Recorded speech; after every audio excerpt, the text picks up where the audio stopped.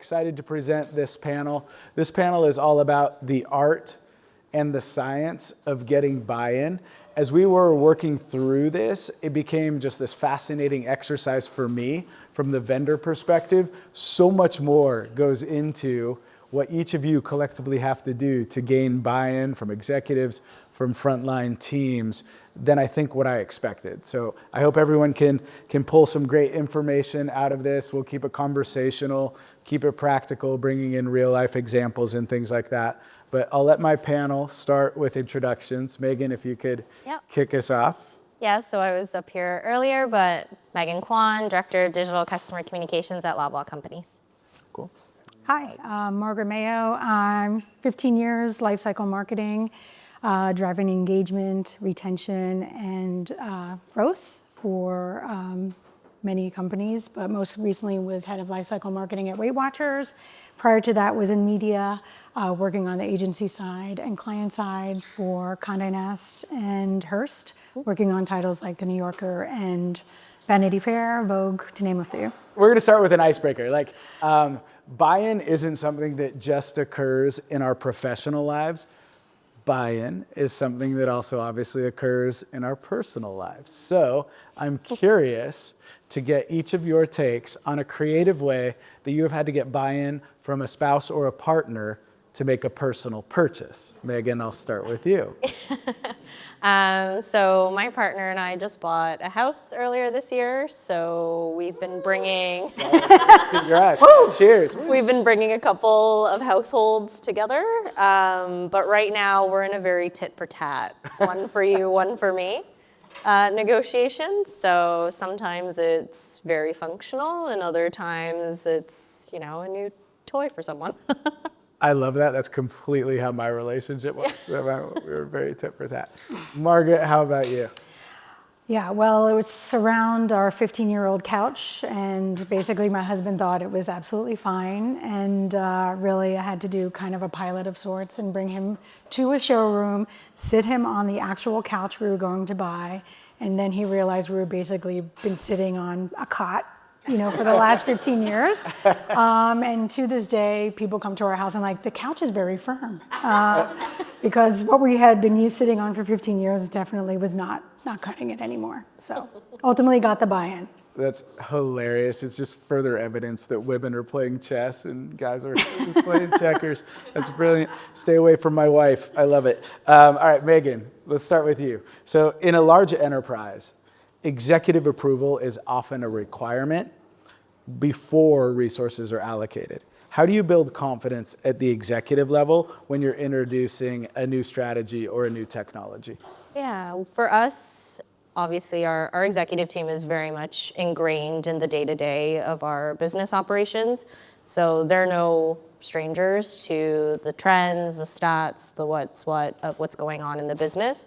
So when we think about getting buy-in for any new strategies or technologies, we always lead with the why.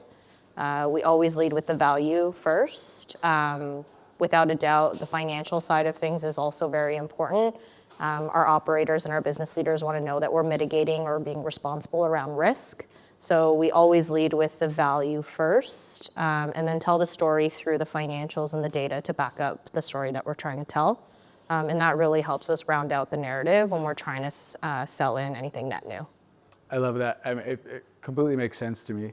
Lead with the value, lead with what's most important. Executives, just in anything that you're doing, making sure that you're putting that most important point first. I was going to say executives may have a smaller attention span, but I won't go down that path. I do think it's such an important point. Don't bury the lead, lead with what's most important. On the flip side, sometimes systemic change does require a top-down push. How do you balance an executive mandate with your own team's adoption? Yeah, I think for us, what we have found, and especially when it comes to things that my team is trying to pitch and get buy-in for, a really good story or a value statement works both ways. So it works with our executives and it works with our teams as well. So when you have a story that carries consistently across different levels and teams and functions across the organization, then you've got a really good value statement and you've got a really good case for getting that buy-in. Beyond that, I spend a lot of time with my teams focusing on different ways of building trust and foundations through more everyday channels and forums. And that means that when something comes in top down, we really rely on the foundations that we've built as a team to navigate us through spaces where things are a little bit less clear, they're coming in from different directions. And that keeps the team sound and together and in sync. And that makes when things come in top down, inevitably a little bit more palatable. I love that. I think it's a good point for leaders during times of peace, as it were. Make sure you're building up that cache of chips. If you need to cache them, you can go ahead and do that. Very good. Margaret, you've often started from the opposite end, where you're getting buy-in from the front lines first. How does that compare, you think, with what Megan just shared? Yeah, I think getting buy-in from frontline teams could be just as powerful as the top-down approach that Megan discussed. When those teams who are closest to the data and the workflow see value in what you're trying to do, that really gives movement to executives, and they see that the front lines have already adopted it and kind of moves your story forward. Those frontline teams really become advocates for you, so you don't have to be talking to everyone at the same time, telling your story and really moving that storyline forward, and execs see that the change has traction. But really, I think you need both, right? I think you need the executives to give you the air cover, and then you need frontline teams who have the energy at the ground level to keep momentum going and moving initiatives forward. That's great, yeah. Air cover and then keeping the momentum going. Let's expand on that for a moment. So buy-in looks clearly different depending on the level that you're aiming for. What approaches have you found that work best for you when you're engaging those frontline teams versus executives? Yeah, I mean, I think you definitely have to do your research. You have to research their pain points, understand where they're coming from, and even their goals. I think it's really helpful to know what those goals are as well, so you can tailor your pitch and make them see what's in it for them. You also want to make sure what you're pitching is going to be an unlock for them and not an additional burden.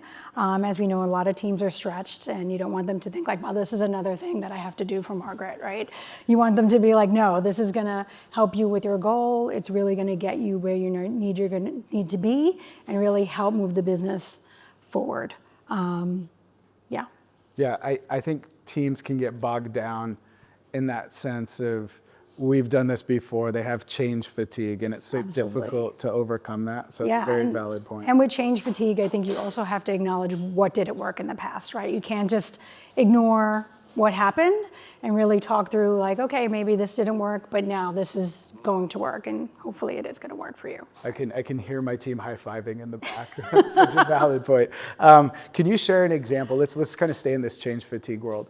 Can you share an example of where you'd used a data point or some social proof to overcome skepticism, whether it's change fatigue or some other sort of skepticism? Yeah, absolutely. It was a couple of years ago, and we were working on an AI pilot, and the org and everybody involved was really, really excited because it was AI. So we had buy-in from the executives.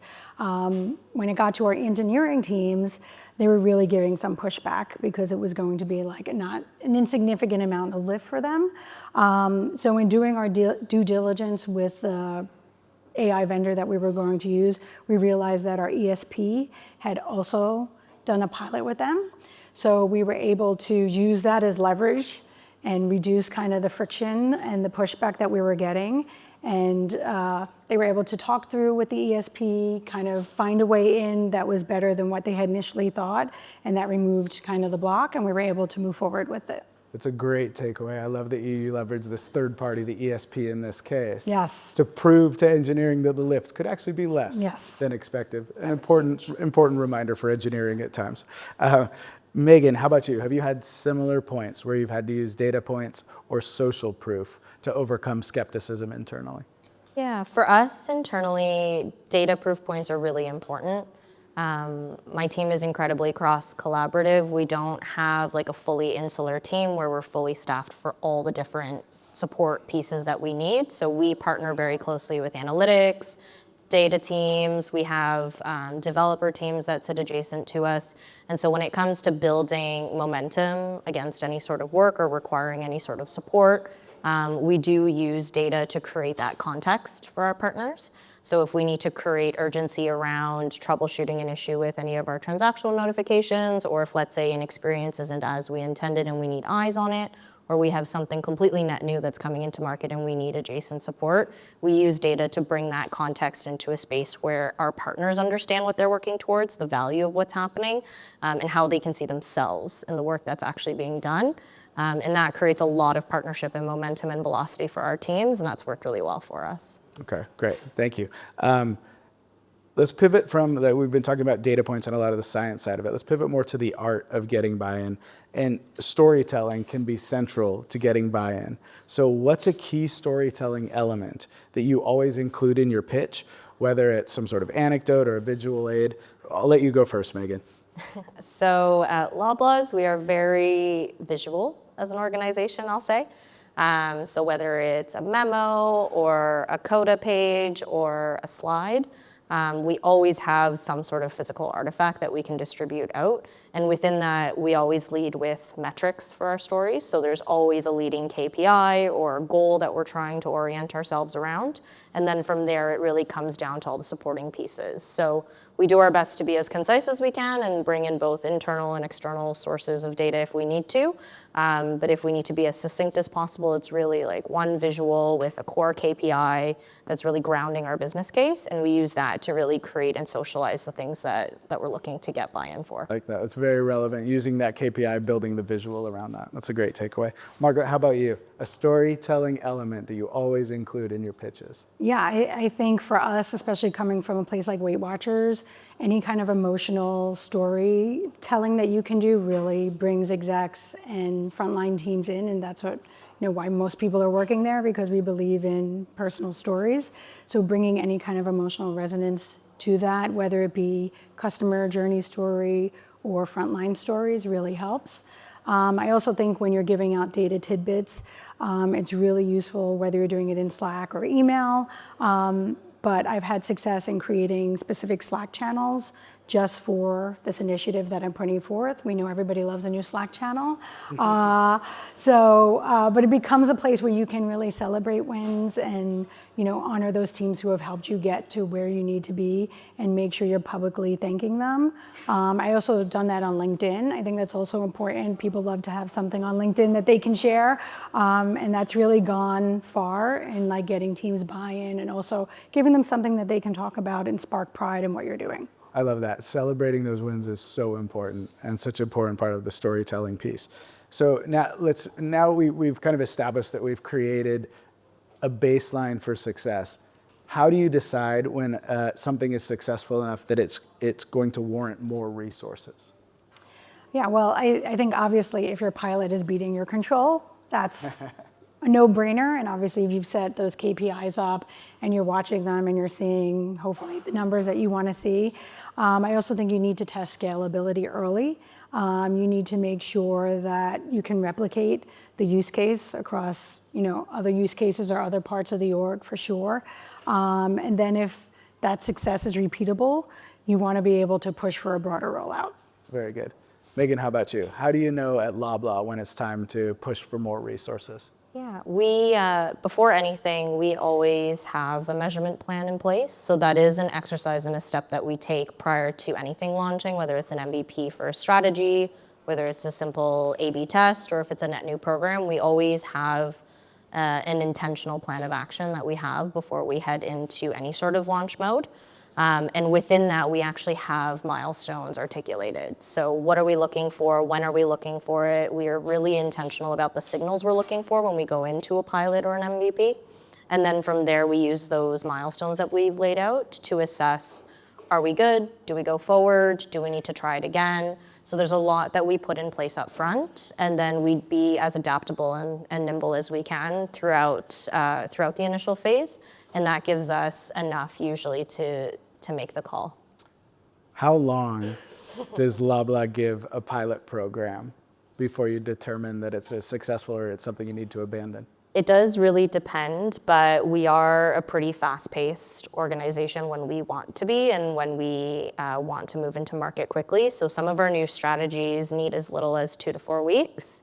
Some of our more robust programs, we do create longer time scales, but we usually make decisions in very tight time windows in an effort to create that iteration very quickly and then ultimately get to scale as fast as we can. 2 to 4 weeks is mind-blowing to me as a vendor. It just shows like you have to be able to put up those results so quickly. So it's such a good call out. Thank you for sharing that, Megan. All right, looking ahead, let's put on our future lens. Pretend we've got our Meta Ray-Bans on. How do you think buy-in conversations will evolve with AI and the proliferation of all these new channels like WhatsApp as an example? How is that going to change the buy-in conversation? I think especially when you think about AI, and I will say at Loblaws, we're very open-minded to AI. We have implemented and experimented and explored AI across different avenues, both customer-facing as well as internally for us across our teams and through our stores. And through that, I think what we've learned so far is that AI actually is shortening the time to determining that value. So with AI, there's an assumption towards speed, and there's an expectation towards a faster realization of value. And through that, a lot of the conversations we're having around buy-in also are accelerated. We're able to get more reps in, more feedback quickly, see more results, get more insights in a much tighter turnaround time. And that means that we're actually coming together more frequently, having more conversations about new opportunities more frequently, and we're even creating feedback loops and scaling things or iterating on things very quickly as well. It's a fantastic example of early adoption of AI and how it makes your life better. Thank you for sharing that, Megan. Margaret, same question for you. Looking ahead, how are buying conversations going to change with the advent of AI and additional channels? Yeah, I mean, I think it's already happening, but I think buy-in will definitely hinge on responsible human adoption, really being having clarity around AI, and showing people what it can do. That helps get the buy-in because it removes the fear of it coming over. I've definitely seen ops teams go from being fearful of their jobs being replaced by AI to embracing it fully and realizing this is an unlock. And they're getting more insights that they ever could have gotten. And although their roles may have been changed a little bit, ultimately embracing it a little bit more. I definitely see the conversations, and it's already happening where, it's more about people and how roles are changing rather than just about metrics. I love that. I think it's interesting that we got two totally disparate opinions on it, where we have Loblaw moving forward so rapidly with AI, and then Margaret's take, where it's still going to be so human focused, and it gives people a sense that they are still going to be able to add so much value to the conversation, and the human element will always be there. Okay, we're moving along quickly. Let's wrap with a final word. If you could leave the audience with one piece of advice for winning buy-in, what would that be? And we can start with you, Megan, since Margaret. Go ahead. I would say the biggest piece of advice for me is don't bury the lead. Always get to the point as quickly as you can. You may feel like you have all the attention and time in the world, but things are moving quickly. The world is always dynamic, and leading with the punchline and making sure that you're then following up with the supportive pieces means that at least the headline is out there and you're getting people to engage with the most important part of what you're trying to articulate. I love that. I think it's so important you reference the attention. That's the way to get attention. Don't bury the lead. Make sure your most important point is right up front. How about you, Margaret? What's your final insight you'd like to leave with the audience? Yeah, I mean, I think storytelling is key. Make sure you keep telling that story and keep sharing those wins out often. Even if they're not wins, make sure you're giving information out as often as possible.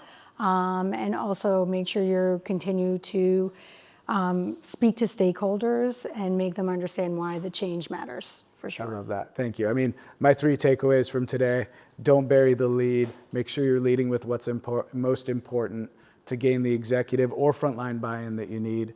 Tailor your stories to the executive versus the frontline teams to make sure that you're getting the appropriate buy-in across the spectrum.